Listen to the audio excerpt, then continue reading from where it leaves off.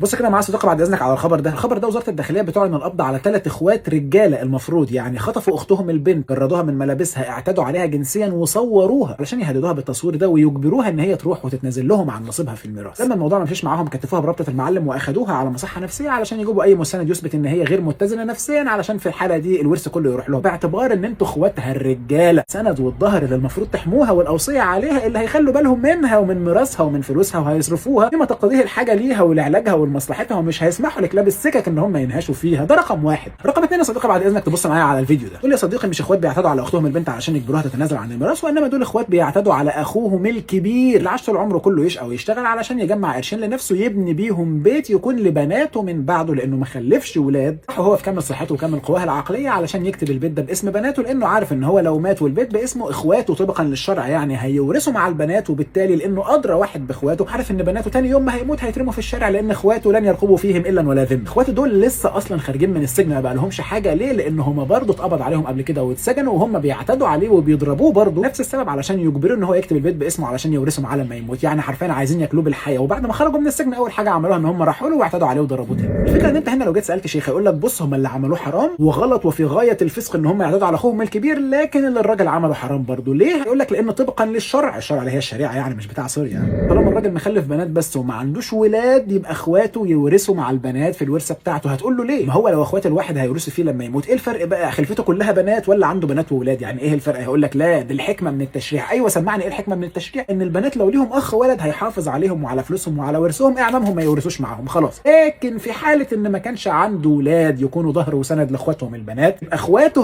هم اللي يكونوا سند وظهر للبنات علشان يحموهم، يحموا فلوسهم وما يسمحوش لكلاب السكك ان هي تنهش فيهم وهكذا. يعني الغرض من التشريع اساسا في الحته دي هي ان اعمام البنات يحموهم ويحملهم الميراث بتاعهم لما يكونوا شركاء معاهم فيه. لكن في حاله ان كان العم مستغل اصلا للتشريع ده علشان اول ما الاب يموت يرمي بناته في الشارع ويقول لهم روحوا اشتكوني في المحكمه، ولا يجبرها ان هي تتجوز واحد من عياله عشان خاطر البيت يفضل كله بتاعه، ولا يقول لها انا هرمي لك قرشين وانت سيب البيت واخلعي، ولا يقول لها انا هاخد البيت وفي المقابل هجوزك، طب تعالى نحسب الفرق اللي انت هتصرفه عليا في الجوازه وسعر البيت علشان ناخد الباقي بتاعي، لا انت مالكش عندي حاجه وتحمد ربنا. الحاجات اللي احنا بنشوفها بعيننا في الحياه اليوميه ومحدش يقول ان الكلام ده ما بيحصلش، لان الكلام ده هو الغالبيه، وده لا شيء غير ان هو استغلال للتشريع ده نفسه اللي اصلا بيدينهم الحق ان هم يورثوا معاهم بشكل قانوني. لكن لو انت افتكرت معايا في عام الرمادة لما عمر بن الخطاب عطل العمل بحد السرقه، حد السرقه موجود ليه؟ علشان يحافظ للناس على فلوسها. لكن انا في عام الرمادة اللي فيه مجاعه والناس مش لاقيه تاكل وبتموت من الجوع، اللي هيسرق ده انا مش عارف هل هو بيسرق لانه حرامي ولا بيسرق لانه مش لاقي ياكل، ولو ما سرقش اللقمه اللي اكلها دي هيموت من الجوع. انا في الحاله دي ما ينفعش ان انا ابقي على التشريع بتاع قطع ايد السارق واسيب الناس تموت من الجوع، لان في الحاله دي تطبيق التشريع هيفقده معناه وقيمته اللي هو اصلا متشرع علشانها. ففي حاله ان كان التشريع نازل علشان يحمي ميراث البنات باعمامها ويخلوهم هم اللي يقفوا في كتفها وهم اللي يحموها، لكن عندي حالات بيكون العم فيها هو اصلا مصدر الخطر اللي المطلوب حمايه البنت منه، يبقى في الحاله دي تطبيق التشريع كانك بالظبط دكتور ضحى بالام والجنين علشان ينجح العمليه. انت لا حميت فلوس الراجل اللي عاش عمره كله يشقى علشان خاطر يبني البنات وسكن يكون لهم من بعده حمايه وستره من كلاب السكك اللي حواليهم، ولا حميت البنات من بعد ابوهم ما مات وفي الاخر سمحت لاعمامهم الفاسدين ان هم يسطوا على فلوس ابوهم. ليه يا سيدي؟ علشان احمي التشريع. طب في الحاله دي البنات يعملوا ايه؟ لا يلجأوا بقى للمحكمه، يبقى الوضع على ما هو عليه وضع اليد على المتضرر اللجوء للقضاء. لو شفت مسلسل اشغال شقه لما في الاخر الشغاله بتاعتهم وهم بره قامت جايه بس مغيره الكالون وقالت خلاص انا الشقه دي بتاعتي، روح اثبت بقى ان هي بتاعتك. طبعا فيها ناس هتطلع تقول انت عايز تغير في شرع ربنا، ايه الكفر والالحاد ده؟ مع ان اصلا القاعده الفقهيه بتقول ان الحكم يدور مع العله وجودا وعدما، زي ما احنا عارفين ان الطبيعي ان الصلاه اذان واقامه. جه عهد عثمان بن عفان كانت المدينه توسعت والمسلمين كتروا، الناس في السوق على ما تسمع الاذان لحد بقى ما تلم حاجتها وتجري عشان خاطر تتوضا وتروح المسجد ولا حاجه بتفوتهم الصلاه. فعثمان بن عفان امر بسن قانون جديد يخلي الجمعه عليها اذانين، اذان قبل الصلاه ب 10 دقائق ولا ربع ساعه كده عشان الناس تبدا تجهز نفسها، والاذان الطبيعي بتاعها. لكن المفروض لما تزول العله وبقى عندنا مكبرات صوت ومايكات وحاجات زي كده زي ما احنا موجودين دلوقتي، المفروض ان خلاص الحكم ما بقالوش لازمه بقى خلاص يعني. بس لحد النهارده رغم ذلك احنا لسه بنعمل حوار الاذانين ده في صلاه الجمعه يعني. فاهم الفكره؟ هو ده بقى التعصب اللي يخليك ماسك في الحكم، لا انا هطبق الحكم، انا هطبقه زي ما هو كده، حتى لو كان في بعض الحالات تطبيق الحكم نفسه فيها بينفي وبيسحق العله اللي نازل علشانها الحكم ده اصلا. حرفيا التضحيه بالام والجنين عشان خاطر العمليه تنجح. يا صديقي انت حتى لو رجعت لسبب التشريع ده هيقول لك ان طالما البنات ما عندهمش اخ ولد يحميهم، طب اديني وريتك